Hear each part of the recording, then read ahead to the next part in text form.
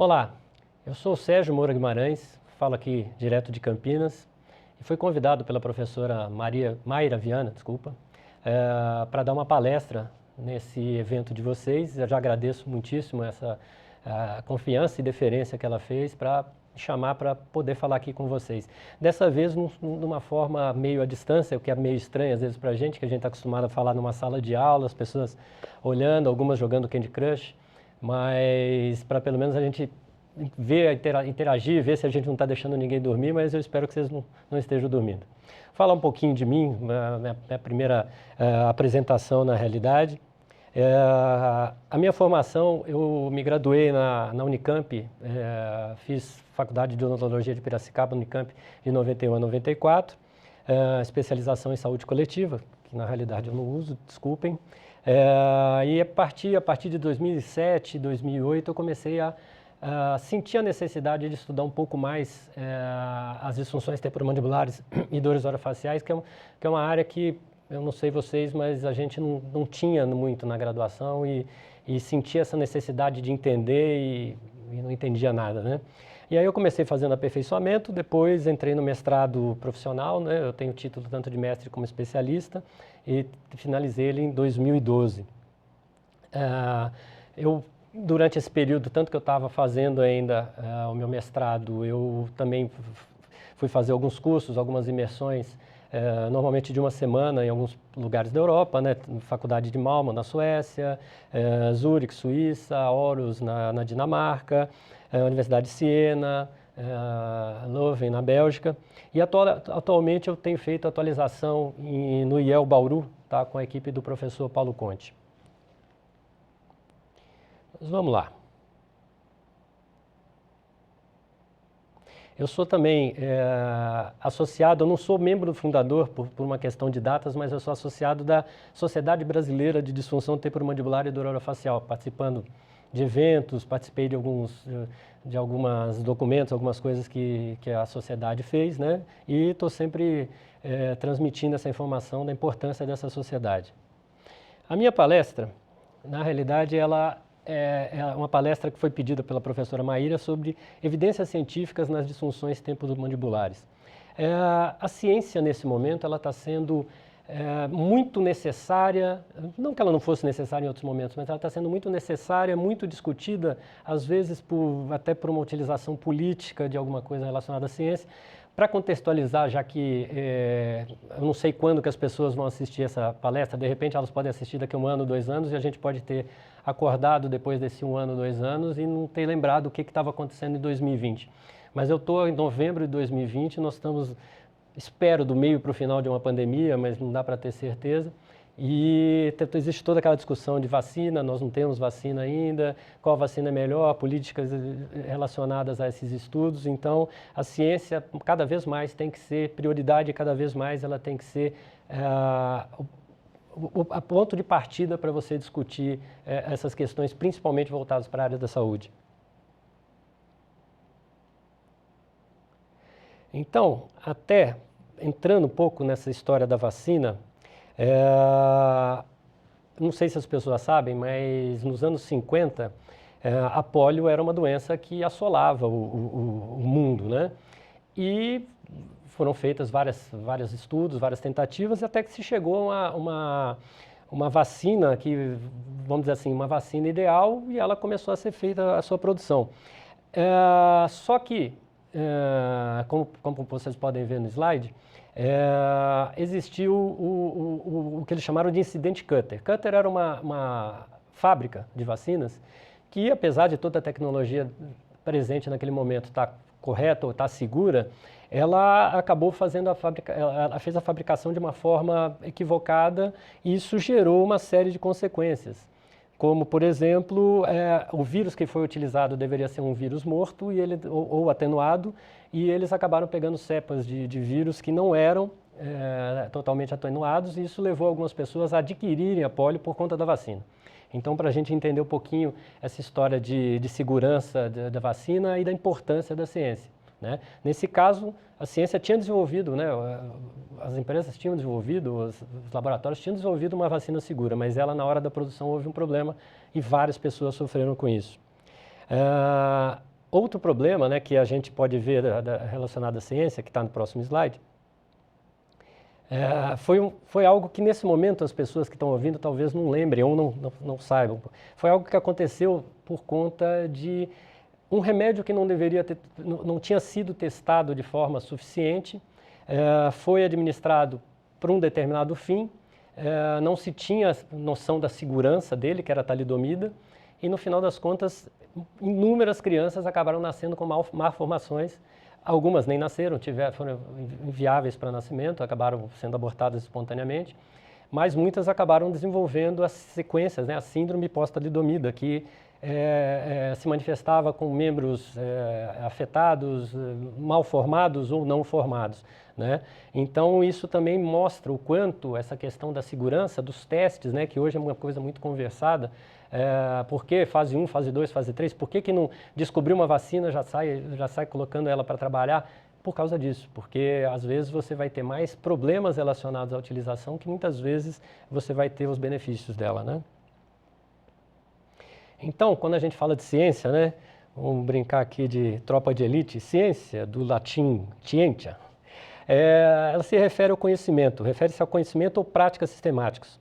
Sentido estrito, refere-se ao sistema de adquirir conhecimento baseado no método científico, bem como o corpo organizado de conhecimento conseguido através de tais pesquisas. E evidências científicas? Evidência científica é um conjunto de elementos utilizados para apoiar ou refutar uma hipótese ou teoria. Uma evidência deve ser uma evidência empírica obtida e interpretada de acordo com o método científico. Passível, portanto, de reprodução, essa é a parte mais importante, tem que ser passível de reprodução por outros cientistas em locais diferentes daquele que foi realizado. Ou seja, você precisa delinear o seu estudo para que ele seja reproduzível em qualquer parte do mundo. Ou seja, não é criar alguma coisa que só você faça. Isso não é ciência, isso não é evidência científica. E aí começou, na realidade, tanto a questão de ciência ou experimento, o homem já faz há muito tempo. Agora, as formas de você padronizar ou transformar, metodolizar, não é metodolizar que não existe essa palavra, mas deixá-los de uma forma que você possa ter uma visão crítica, de que você possa fazer essas coisas terem vamos dizer assim, um delineamento, vai realmente dizer a força, o poder e o quanto os estudos são estudos que merecem a nossa atenção, tá? Então, a medicina baseada em evidências, na realidade, é um movimento do século passado, né, do final do século passado. Um dos criadores desses movimentos foi o professor Ark Cochrane, ou Cochrane, não sei como o pessoal chama, em 1972, e que ele começou a pôr essas diretrizes de como deveria serem feitos os estudos, como essas evidências científicas tinham que ser trabalhadas, né? É o momento em que o experimentalismo, que já acontecia desde o século XVI, XVII, começou a ganhar um ar de uma profissionalização maior, e isso foi um divisor de águas tremendo no que diz respeito à ciência, principalmente na área de saúde. E aqui no Brasil, o Dr. Álvaro Najib foi o pai da medicina baseada em evidências, ou saúde baseada em evidências, que muitas vezes a gente fala. Ele era um professor da Unifesp, né, da Federal de São Paulo, e ele em 1996, se não me engano, em 1996, ele fundou o Centro Cochrane do Brasil, o Cochrane do Brasil, um dos 14 centros de colaboração ao redor do mundo, tá? Mas vamos lá. Toda vez que a gente pensa em evidência científica, vai aparecer, ou deveria aparecer, essa pirâmidezinha que aparece no slide aqui. É nesse momento que a gente começa a entender a força dos estudos e o quanto esses estudos são, vamos dizer assim, têm a sua relevância principal. Então, por exemplo, a base da pirâmide, que a gente fala, né, que a base da pirâmide seria... como diria o professor Reinaldo nesse slide, seria o submundo, quer dizer, seria o mundo, mas o submundo seria a questão das mídias sociais, né, que o pessoal acha que vira ciência de alguma forma. Mas a base da pirâmide, os estudos com menos relevância ou de fraca evidência, são os relatos de casos, são os relatos de vários casos, são opinião de experts. E aí você vai subindo nessa pirâmide, aumentando a evidência, conforme tem os estudos de caso-controle, os estudos coorte, que já são estudos que uns começam de forma transversal, os outros longitudinalmente. O delineamento dos estudos, que hoje a gente ouve falar muito do randomizado controlado, né, que é o que está sendo utilizado para poder ter uma segurança em relação às vacinas. E as revisões sistemáticas e as meta-análises, que são o topo dessas pirâmides. Então, essa outra pirâmide que o Dr. Reinaldo colocou, o professor Reinaldo coloca aqui, ela também é uma pirâmide nos mesmos moldes, mas ele ainda faz a divisão de mundo e submundo, né? Submundo seria o Google em vários momentos, o WhatsApp, o YouTube, é aquela pesquisa sem embasamento, aquela que você não tem realmente uma preocupação com a veracidade ou com o delineamento dela.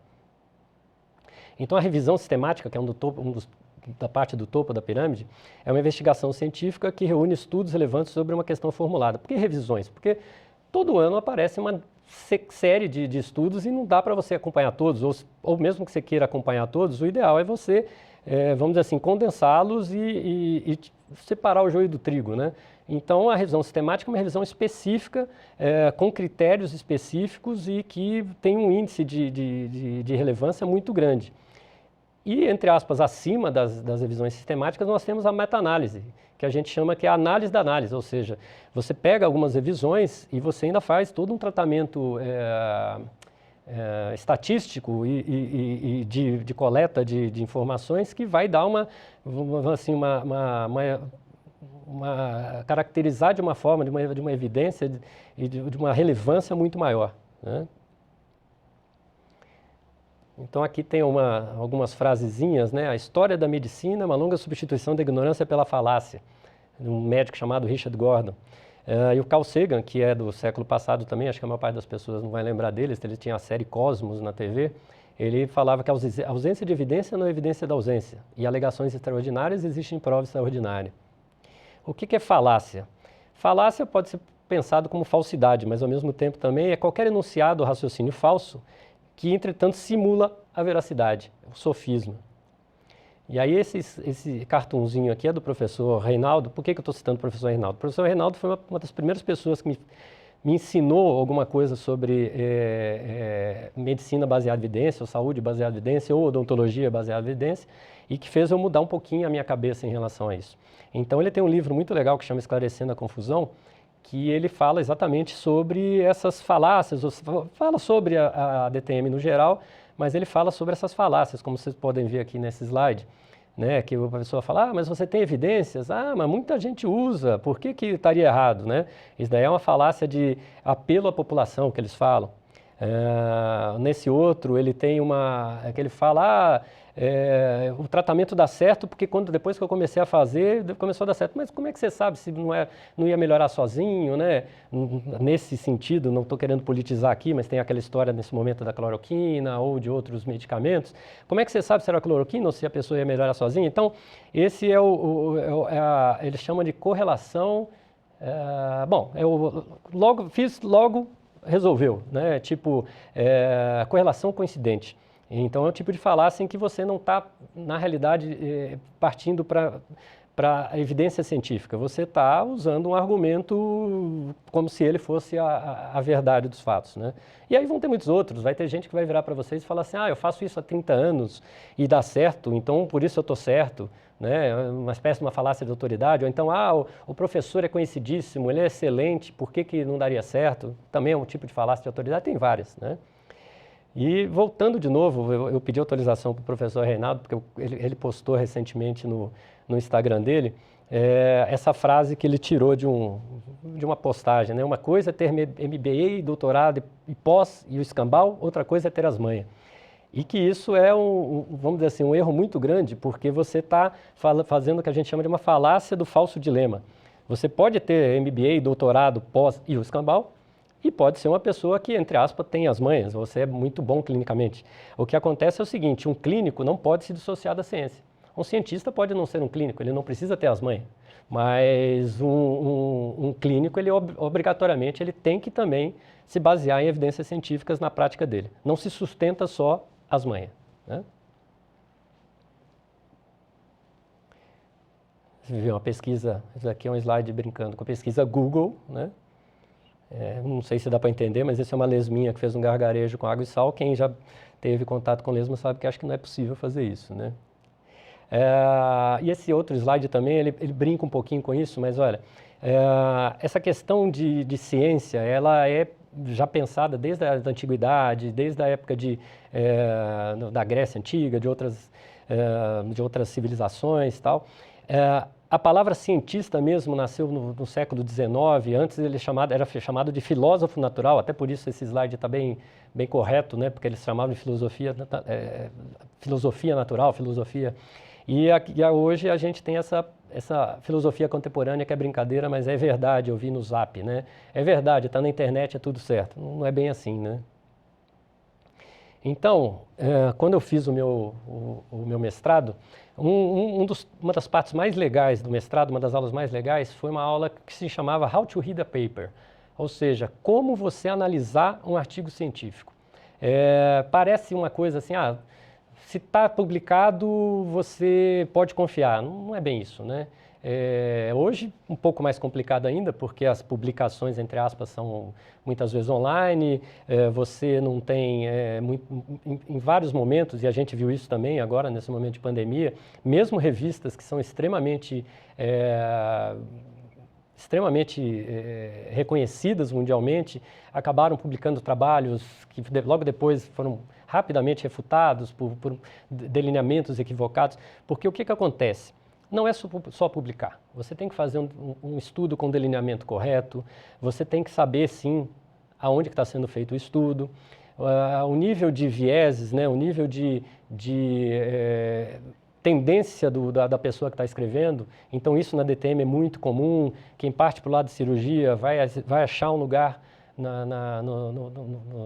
nos periódicos, né, nas revistas para publicar. Quem já acha que a abordagem deveria ser mais conservadora também vai achar. E aí é aquela questão, o que está correto, o que não está correto. Você tem que aprender a ler o trabalho na realidade. E esse aprender a ler demanda, às vezes, um pouco de experiência também. Muitas vezes você vai se animar com alguns trabalhos que, na hora que você for esmiuçar, você vai ver que eles estão muito falhos. Então, como que você vai pesquisar isso? Normalmente, ao invés do Google, né? Ainda que o Google tenha uma parte científica e tal, normalmente a gente faz pesquisa via PubMed mesmo, né? Que é onde você vai achar os artigos. Alguns são grátis, os outros você tem que pagar, alguns você pode pedir ou ser associado a alguma revista ou alguma instituição e você pode ter acesso livre, mas normalmente que nem. Eu coloquei aqui TMD, né, Temporomandibular Disorders Based Evidence, e aí aparece um número de artigos, alguns artigos. O que me interessar, eu vou atrás dele, busco, e aí é que começa realmente você a trabalhar de forma a estudar ciência, né? Mas vamos lá. Disfunção temporomandibular, né? Até agora eu falei só de ciência, já cheguei em quase 20 minutos que eu estou falando aqui, falei só de ciência. Agora vamos falar de disfunção, né? A disfunção temporomandibular é um termo coletivo que engloba um largo espectro de problemas clínicos articulares e musculares na área orofacial. Então, isso daí pode ser limitação de abertura, ou dor ao abrir, dor ao fechar a boca, dores na mandíbula, dores de cabeça, dores nas têmporas, estalidos, ruídos. Normalmente são essas as apresentações das disfunções temporomandibulares. A disfunção temporomandibular é uma principal causa de dor de origem não dental na região orofacial. O paciente pode ter uma disfunção muscular, articular ou ambas, né? Muscular e articular. Esse slide é um slide que remete ao Conselho Federal de Odontologia, que em 2012 eles fizeram vamos dizer, uma condensação das atribuições das especialidades, mas a disfunção temporomandibular e a dor orofacial, na realidade, pelo Conselho Federal de Odontologia, elas são reconhecidas apenas desde 2002, junto com outras especialidades que foram só em 2002. Isso pode parecer muito, 18 anos, mas não é muito pouco. Na realidade, a disfunção temporomandibular durante muito tempo foi meio terra de ninguém. Eram os protesistas, eram os ortodontistas, os ortopedistas, os bucomaxilos, né? E esse daqui é a resolução de 2002, tá? Ninguém precisa ficar lendo, mas é a resolução de 2002. E para vocês terem uma ideia, eu quando fiz a minha dissertação de mestrado, uma das perguntas que eu fiz, ela foi baseada na realidade num questionário da Academia Europeia de Desordem Crânio-Mandibulares. Mas uma das perguntas que eu fiz para as pessoas que responderam para quem que elas procuraram, que tipo de profissional na realidade que elas procuraram quando elas perceberam que elas estavam com uma disfunção temporomandibular. E elas falaram que o quarto lugar ficou o dentista especialista em DTM. Primeiro foi um ortodontista, né, que é o dentista do aparelho. Segundo foi um clínico geral. Foram no médico neurologista. Depois foram um médico clínico geral, otorrino, oftalmologista, fisioterapeuta. Todos têm a sua, vamos dizer assim, todos têm a sua participação. Mas uma coisa é certa, eles deviam, na teoria, ter procurado primeiro o dentista especialista em DTM. Muitos profissionais de saúde não conhecem essa especialidade. Vou além. Muitos dentistas não conhecem essa especialidade. Então, na realidade, tem muito ainda, como diria a professora Adriana Lira, é um trabalho de formiguinha. Tem muito ainda que a gente precisa fazer para poder divulgar tanto o estudo quanto essa especialidade especificamente. E a DTM, né, disfunção temporomandibular, ela é uma área muito controversa na área clínica. Os estudos já foram, durante muito tempo, sem uma padronização, então a pessoa escrevia alguma coisa aqui, outra escrevia na Suécia, na Suíça, e eram termos usados de forma diferente, classificações, então tudo isso foi necessário haver uma evolução, e essa evolução foi uma coisa lenta, que vamos dizer assim, eu acho que mais nos últimos 20 anos, no máximo, que a coisa está indo bem melhor e está começando a se criar uma padronização que ainda não está perfeita também, tá? Então, isso resultou em uma grande confusão em relação à DTM. Né?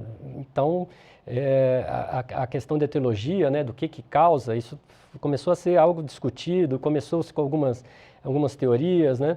Mas a incerteza sobre a etiologia teve uma influência muito grande sobre o tratamento, porque, na realidade, idealmente, você, para poder tratar alguma coisa, você precisa saber o que a causou, ou por que ela está presente aí.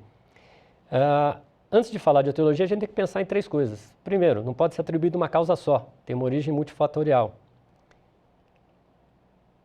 A dor e a experiência são determinados por uma interação dinâmica complexa de fatores mecânicos, biológicos, cognitivos e psicológicos. O que quer dizer isso?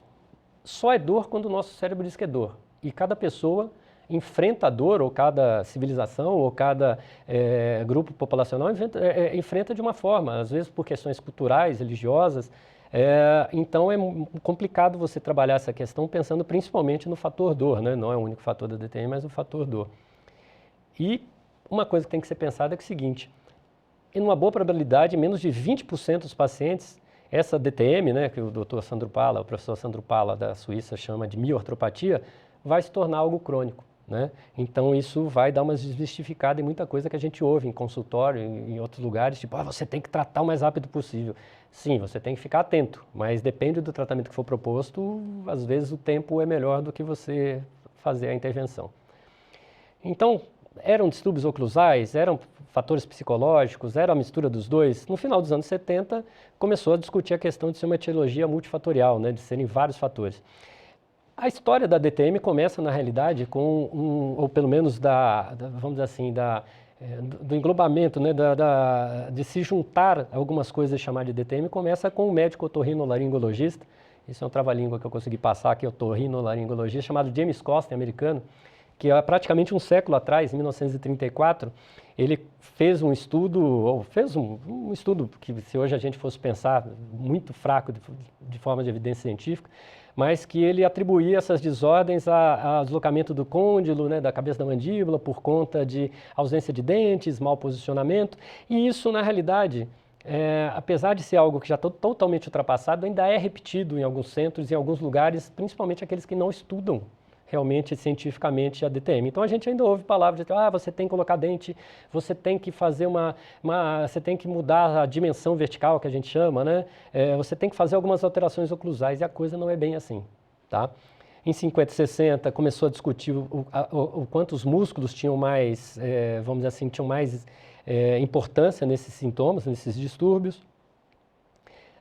E andando, algumas pesquisas começaram a refutar os conceitos do Costin, começaram a pensar em fatores psicológicos, ainda tinha discussão entre fator psicológico e oclusal, Começaram a ter alguns estudos sistemáticos, né, nos anos 70, né, aquela história toda de medicina baseada em evidências, saúde baseada em evidências, começaram a fazer alguns estudos e tal, e em 80 em diante começaram, se a gente fosse ver a curva de artigos, começou a ter um número de publicações muito maior. E a partir dos anos 90 começaram os esforços para estabelecimento de critérios diagnósticos, era padronizar para todo mundo entender o que estava sendo falado, né? Essa é mais uma figurinha do professor Reinaldo, né, em que ele simula, eu tenho tal coisa, quem que eu devo procurar? E aí vem aquela lista, você deve fazer um ajuste oclusal, você tem que fazer não sei o quê. É essa confusão na realidade que a gente, e nesse livro que chama DTM Esclarecendo a Confusão, do professor Reinaldo, é que a gente tem que tentar desmistificar. Bom, agora vem o que é exatamente a palestra, né? Quais são os mitos normalmente que a gente vê por aí? O quanto a oclusão está ligada à disfunção DTM. O que é bruxismo, o que é DTM? Porque tem muita gente que considera bruxismo DTM. Não, bruxismo não é DTM. DTM é uma disfunção temporomandibular. Daqui a pouco eu vou falar sobre bruxismo, mas o bruxismo não é DTM. Ele pode ser um fator de risco, mas não necessariamente também. Placas, quando eu devo usar, por quê, que tipo, tratamento cirúrgico ou tratamento conservador, o que eu devo fazer, e se Botox tem atuação em bruxismo ou DTM. A gente fala que a DTM e a oclusão são uma discussão emocional, né? Você vai ver pessoas que vão falar o tempo inteiro, não, você tem que mudar, a oclusão é muito importante. Desde que os clínicos descobriram que muitos pacientes com DTM melhoravam da dor e desconforto após tratamento oclusal, eles mantiveram a convicção que a oclusão estava envolvida na desordem. Mas muitas vezes não era isso, era uma evolução natural da doença ou uma regressão à média, né? Então, vários livros, textos consideravam fator primário e tal, mas daí anos mais atrás, né, 1968, 74, né, eu sou de 70, mas de qualquer maneira é um tempo meio razoável. Até os anos 50, achava-se que tinha uma forte relação com máxima intercuspidação dental e relação cêntrica. Isso, infelizmente, tem muita gente que ainda propaga esse conceito, que é totalmente desatualizado. Os trabalhos atuais não conseguem achar grande relação entre a DTM e a oclusão. E existe muito pouca evidência de alguma má oclusão estar intimamente relacionada com a DTM. E aí as revisões sistemáticas, lá que a gente comentou, que eu comentei no primeiro momento, concluiu que poucas associações foram relatadas entre má oclusão e parâmetros de uma oclusão funcional, bem como uma DTM subjetiva, e essas associações não foram uniformes. Você vê que os trabalhos que eu estou citando nesse momento, eles são um pouco mais antigos, por quê? Porque já está muito consolidado há um certo tempo, que realmente não tem muita ligação, ou que a ligação é muito menor do que o pessoal normalmente coloca, tá? Então, livros clássicos de prótese e oclusão preconizavam substituir dentes, sobre o risco de desenvolver distúrbios no sistema da mastigação. E, na realidade, a gente começou a ter conceitos de arcada dentária reduzida, esse tipo de encurtada, que mostram que não é bem por aí. Você não precisa de tantos dentes assim, não vai ser isso que vai te levar a uma disfunção. Então, a revisão sistemática da literatura concluiu que a arcada dentária encurtada, ela era o suficiente, não preenchia todos os requisitos funcionais. Então, aquele trabalho do Costa que falava que a ausência de dentes era um problema, foi refutada pela revisão sistemática de 2006, por exemplo. A oclusão não desempenha um papel tão importante na etiologia, porém, você tem que, às vezes, checar a oclusão. Eu vou ser extremamente sincero, na minha clínica eu olho muito pouco dente. Às vezes a pessoa fala assim, olha, doutor, eu não escovei o dente para vir aqui. Eu falo, não tem problema. Muito provavelmente eu não vou precisar ver muito isso. Então, tinham livros que enfatizavam demais o papel da oclusão, tornou natural focar em métodos de registrar, né? Então, eram aqueles aparatos, aqueles arcos faciais e o que a gente chama de articuladores, né? E aqui eu tenho uma fotinho, que é uma foto que mostra um técnico na faculdade de Gotemburgo, na Suécia, com o professor, e o professor falando, ó, pode jogar os arcos faciais fora. A gente não usou por mais de 10 anos, a gente não precisa deles, então pode defenestrar. Como o papel da oclusão nas DTM é pequeno, praticamente nunca é indicada realizar análise com avaliação diagnóstica de um paciente, com esses... existia uma época, existia um articulador que chamava Panadente, com arco facial, era uma coisa... Às vezes parece que era uma forma de sofisticar o problema para poder vender a facilidade da resolução, né?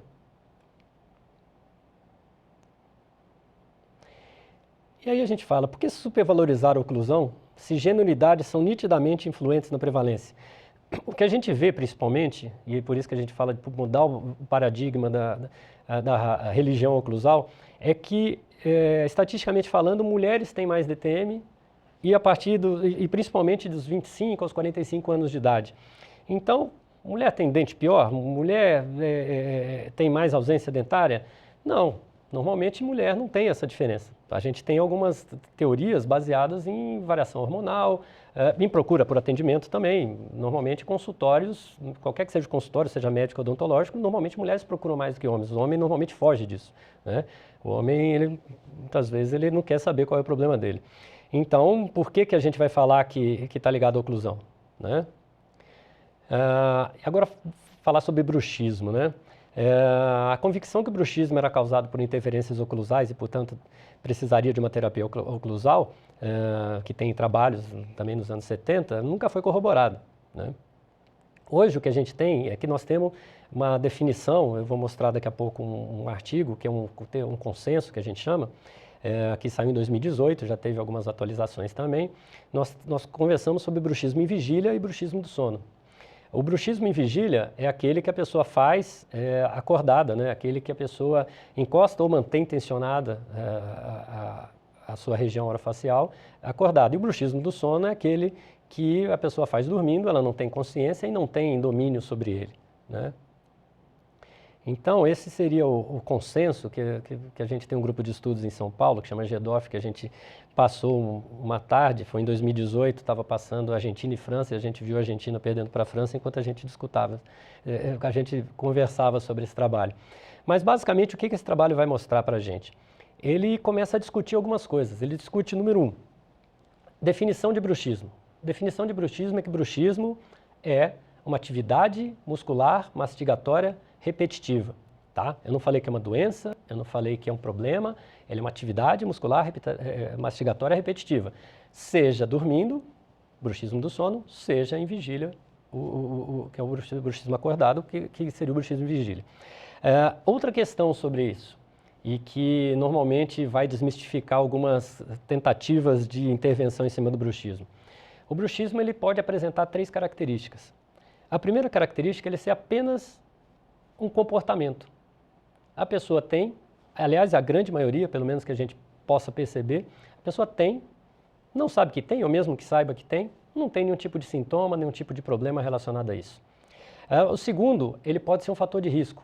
Ele pode ser um fator de risco quando ele pode levar, em alguns casos, a dores musculares, ou ele pode levar a quebra de dentes, desgaste de dentes, tá? Então, ele pode ser um comportamento, pode ser um fator de risco. E como terceiro, algo que ninguém falava antes, ele pode ser um fator de preservação, ele pode ser um fator para te ajudar quando você tem, um fator protetivo, é a palavra correta. Quando você tem um problema, por exemplo, uma parassonia, uma alteração tipo uma síndrome da apneia obstrutiva do sono, em que ele vai trabalhar para te acordar, para te ajudar a acordar e para te proteger dos efeitos que essa parassonia, que esse problema vai poder te causar, tá? Houve uma discussão logo depois de alguns autores que acharam até melhor dividir o bruxismo em normobruxismo ou patobruxismo, né, que seria o normal e o patológico. Mas aí saiu recentemente, 2020, o que está escrito nesse slidezinho, de não chamar de norma ou de patobruxismo por uma seguinte característica. Ele pode ser ruim e bom ao mesmo tempo para a pessoa. Ela pode ter uma DTM, ela pode ter um desgaste de dente, mas ela pode ser também uma pessoa apneica que o bruxismo vai lá e vai ajudá-la a acordar. Ou seja, não dá para você cravar que a pessoa só tem um bruxismo normal ou um bruxismo, vamos dizer assim, patológico. E quando a gente fala de bruxismo, também é aquela coisa, o pessoal pensa assim, se o paciente tiver uns dentes desgastados, tal, é porque ele tem bruxismo do sono. Não, significa que provavelmente em algum momento ele teve. Mas se ele tem hoje, se ele teve ontem, se ele teve há 6 meses, se ele vai ter daqui a 6 meses, não tem como a gente saber. E nesse artigo eles também discutiam isso, que era o possível, que é aquele que é só o relato do paciente, o provável, que é o relato do paciente, olha, fiquei sabendo que eu estou rangendo, né? Porque normalmente no bruxismo do sono a pessoa ela recebe a informação de alguém que dorme perto dela. Esse é o provável e o definitivo. O definitivo precisa de exames, né? E que muitas vezes não são tão indicados, né? Uma polissonografia, alguma coisa nesse sentido, alguns exames, que às vezes são sobre exames, né? Você não vai ficar pedindo polissonografia para perceber se a pessoa tem bruxismo ou não, né? É um exame muito complexo para esse tipo de diagnóstico. Os fatores psicológicos, psicossociais, até porque está ligado à dor, são importantes e estão cada vez mais ganhando relevância, né? Nesse momento a gente não consegue dissociar de maneira alguma. Então, tem pessoas que a capacidade de lidar com situações difíceis pode desenvolver ou perpetuar sintomas de DTM. Fatores psicológicos, comportamentais desempenham um papel importante na decisão de procurar cuidados, né? Essa ligação entre estresse emocional, psicológico e tensão muscular é um tanto quanto, principalmente nessa questão do bruxismo de vigília, ela é um tanto quanto bem determinada, né? E toda dor é acompanhada de uma reação psicológica a ela. A maioria dos dentistas foi treinada, na realidade, como eu sou dentista, a associar o dano somático, né, o estrutural, a associar a dor ao dano, né? Então, por exemplo, estou com dor é uma cárie, estou com dor é um problema de canal, né? Às vezes a gente não consegue ver que a dor pode estar além disso, né? E existe o que a gente chama de modelo biopsicossocial da dor. Então, por exemplo, em 1979, a IASP, né, que é a Associação Internacional para Estudos da Dor, ela fez uma definição sobre dor que durou até esse ano agora. Então, foram 41 anos.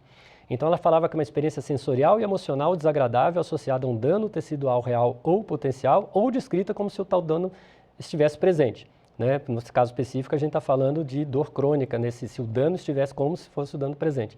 Ela aprimorou essa definição na hora que ela colocou que pode ser semelhante àquela associada a, ou seja, tem pessoas que não conseguem descrever a dor, ou a pessoa que tem alguma deficiência cognitiva, ou uma criança, e a dor está presente. Então, essa é uma das variações dentro dessa, vamos dizer assim, dessa mudança nessa frase, tá?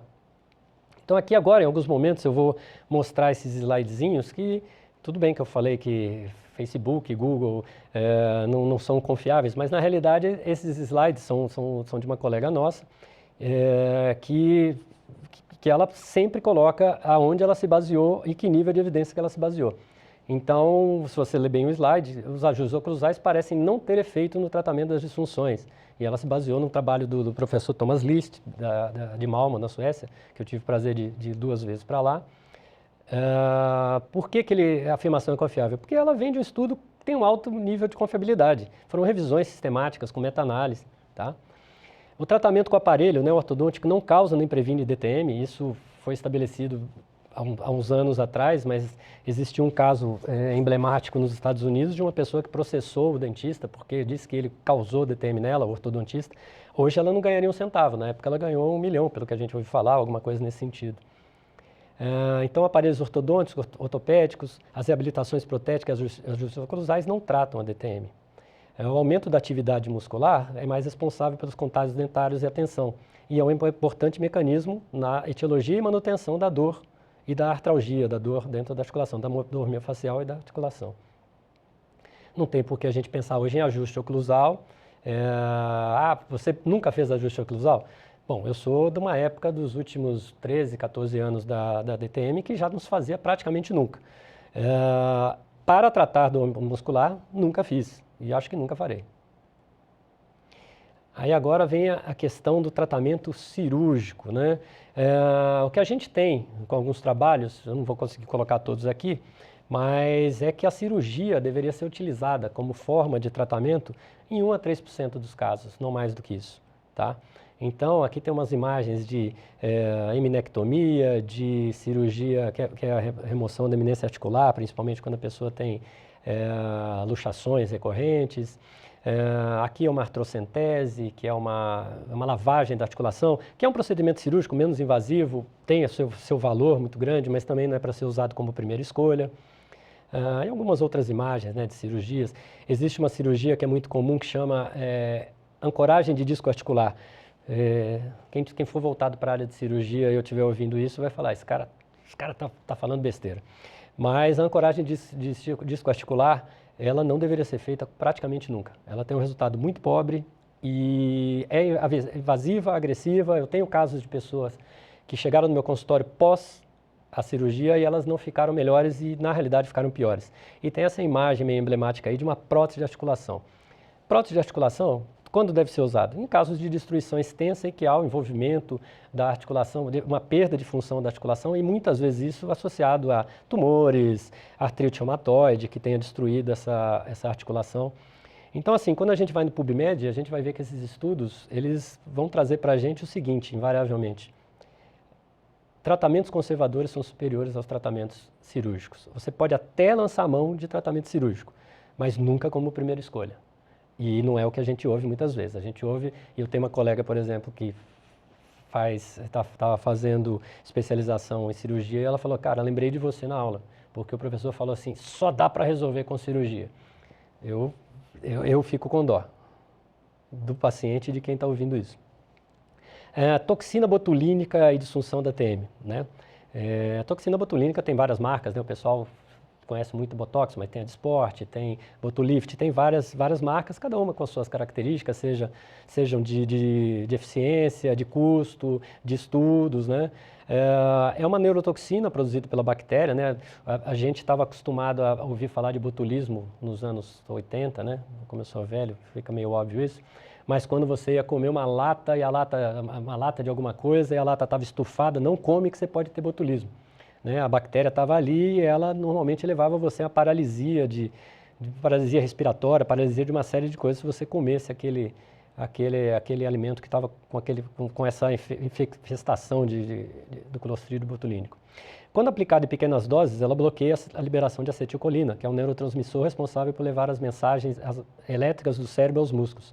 E como resultado, o músculo não recebe a mensagem para contrair, né? Então, agora eu coloquei aqui no slide uma publicação do professor Jean Delatorre, que é um rapaz que está fazendo pós-doutorado lá em Bauru, e que é um rapaz que está estudando bem, de uma forma bem correta. Eu brinco com ele que ele talvez seja uma das pessoas que mais entende nesse momento de toxina botulínica. E ele chegou, assim, depois de vários trabalhos, a algumas conclusões. Nesse momento, Botox e placa, por exemplo. Botox e placa, às vezes, vão ter a mesma eficácia. E aí, ele até brincou um dia que ele estava dando aula para um pessoal que, vamos dizer assim, não era de DTM, mas era de aplicação de Botox para outros procedimentos. Fala, então eu posso aplicar Botox. Ele falou, não, vocês têm que entender o contrário. Você tem que entender que se chega a ser parecido, você tem que ir para o menos agressivo. Ou seja, entre Botox e placa, usa placa. Até porque o Botox, o que ele vai fazer? Ele não vai reduzir de maneira alguma a frequência e o número de eventos do bruxismo. Então, na teoria, o mundo perfeito seria, se eu for fazer o Botox, eu também usar uma placa. Mas eu posso só usar a placa sem colocar o Botox, então, para quê? Né? Então, tanto para bruxismo do sono, quanto para a disfunção da TM muscular, não tem por que você usar o Botox, pelo menos nesse momento não. Vai ter gente falando, mas ele não sabe de nada, o Botox é muito bom e tal. Eu estou falando baseado nos estudos que a gente tem. Lá na Sociedade Brasileira de Disfunção Temporomandibular e Orofacial, SBDOF, nós elaboramos um documento em 2017 que está válido ainda e que a gente desaconselha para esse tipo de aplicação. Para outras aplicações, e aí nesse momento está sendo muito estudado para dores neuropáticas ou até para migrânia, né, enxaqueca, tudo bem. Por outros mecanismos, não esse de paralisia muscular, ele está tendo uma evolução interessante. Existem alguns estudos, ainda iniciais também, que mostram sequelas, problemas relacionados à utilização do Botox de forma indiscriminada para musculatura mastigatória. Então, fica a dica de que antes de cogitar o uso de toxina, você tem que tentar entender qual é essa condição da DTM e diferenciá-la de outras dores orofaciais, o que não se aprende no final de semana. Essa brincadeira no final de semana, porque normalmente os cursos que eu via quando eu dava aula ainda na São Leopoldo de Campinas, tinha um curso de 2 dias de Botox. Você fala, cara, o que o cara vai aprender? Ele vai aprender de Botox, vai pagar caro e vai ter que cobrar isso daqui a pouco. Mas disfunção da TM ele não aprendia nada. Placas, né? Quando eu saí da faculdade há 26 anos atrás, a gente só sabia o seguinte sobre a disfunção da TM. Vou colocar uma placa em você. Por que eu vou colocar essa placa? Não sei. A gente nem chamava de placa, a gente chamava de plaquinha. Né? A gente já tinha até um diminutivo para a nossa terapia. Né? Então, tirando alguns inhos, né, que normalmente não são pejorativos, né, jogador de futebol, mazinho, alguma coisa assim, o inho normalmente já demonstra que você nem sabe o que está acontecendo e você ainda por cima está sendo pejorativo no seu tratamento. As placas, elas também nos estudos, você vai ter uma certa, não uma certa controvérsia, mas você vai ver o seguinte, e é o que eu falo, uma placa bem feita, problema não causa. Mas agora a placa é o tratamento? Se vocês forem ter eu vou falar agora a minha experiência clínica, aquela base da pirâmide, né, aquela coisa quase perto do limbo, né, eu ponho em 5, 10% dos pacientes. Existem algumas indicações? Sim, como coadjuvante, tá? Então, esses estudos, por exemplo, que eu estou mostrando, esse talo oral é porque o Google fez a tradução automática, tá? Mas não é talo oral, né, é dispositivo oral ou placa, né? O Google melhorou muito na tradução, mas é basicamente, alguns vão falar assim, olha, não tem evidência científica o suficiente que funciona. Outros vão falar assim, olha, é uma forma de você ajudar o seu paciente. Pode ser que ajude ou não ajude, mas mal você não está causando. Isso é o suficiente para a gente falar, olha, é um dispositivo que precisa ser utilizado e tem que ser utilizado sempre? Sempre? Com certeza não. Tá? Então, fazer uma síntese e conclusão, né, para encaminhar para o final da palestra. DTM compreende uma série de transtornos e condições na região orofacial, tem etiologia multifatorial, comorbidade, que é uma palavra que está muito em voga nesse momento por causa da pandemia, entre sinais e sintomas de dores e distúrbios em outras partes, tem atraído muita atenção. Né? Saúde geral comprometida e doenças sistêmicas são importantes, parece que a gente está falando aqui de pandemia. Né? O papel dos fatores psicológicos e psicossociais tem recebido grande aceitação, tem que ser levado em consideração, porque a dor tem um componente biopsicossocial, e nós estamos falando de DTM, a maior parte das vezes se traduz em algum tipo de dor. Pesquisas recentes indicam que a oclusão não desempenha, nem tão recentes assim, né? Era recente há um tempo atrás, mas as pesquisas cada vez mais corroboram que a oclusão não desempenha um papel tão importante. E mesmo que a etiologia não seja totalmente conhecida, que normalmente é a base para a gente fazer um tratamento, um bom controle na maioria dos pacientes é possível. Tanto que normalmente a gente não chama de curar o paciente, a gente chama de controlar. Apesar de que no dicionário, a professora Juliana Strudinska falou, eu vi que no dicionário cura também significa controle. Então, beleza. Então, mas de qualquer maneira eu continuo chamando isso de controle. E o clínico deve explicar a provável natureza da condição e que na maioria das vezes é benigna. Você não tem que assustar o paciente e falar, olha, eu ouço muito isso no consultório, olha, se você não fizer tal procedimento, vira suposição, vira mãe de Ná, né? Que também não sei se todo mundo sabe quem é mãe de Ná, mas era uma vidente que eu não sei se ela previu a própria morte, né? E tratamentos podem ser simples, funcionam muito bem e com prognóstico muito bom, tá? Então, assim, não há nenhuma relação causal que a gente possa associar bruxismo e oclusão. Existe um grande número de pessoas que falam sobre postura da cabeça, postura na coluna e tal. Também é muito, muito ruim, muito fraca essa associação. E o dentista tem a responsabilidade profissional e moral de tratar sem recorrer rotineiramente a equilibrar a oclusão, colocar aparelho, levantar a mordida, né, que a gente chama de aumento da relação da dimensão vertical, reposicionar a mandíbula, seja cirurgicamente ou não, fazer tratamentos protéticos ou mesmo intervenções cirúrgicas. Isso também está baseado num artigo, tá, que está escrito aqui embaixo. Tá? Então, procura-se evidências científicas comprovando que aparelhos para correção oclusal sejam também eficientes para dores crônicas, todos os distúrbios do sono, distúrbios digestivos, distúrbio da coluna vertebral. Então, assim, está se estudando? Se estuda, mas a gente não consegue estabelecer esse tipo de relação. O que acontece é o seguinte, a ciência ela é muito dinâmica. Eu posso daqui a pouco virar e falar, por exemplo, toxina botulínica. A toxina botulínica daqui a pouco pode mudar a droga, pode mudar, os estudos podem mostrar que tem uma atuação.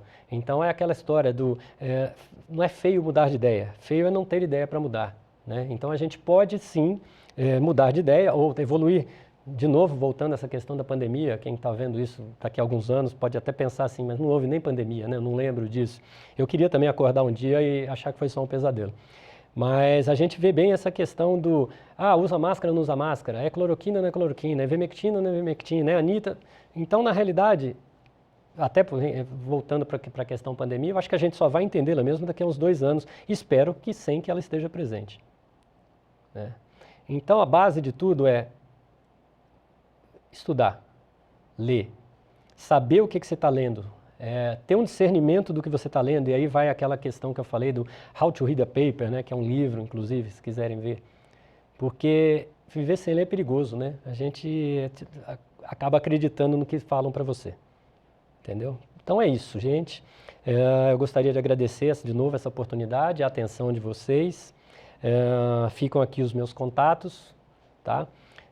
Hoje é uma série de contatos. Antigamente você dava o seu telefone fixo, né? Agora você tem o Twitter, aí tem uma página no Facebook, canal do YouTube que depois que essa palestra for disponibilizada pelo pessoal do simpósio da Unifor, eu vou acabar colocando no meu YouTube depois de um tempo. E outras formas, e eu estou sempre aberto a receber contatos do Brasil inteiro.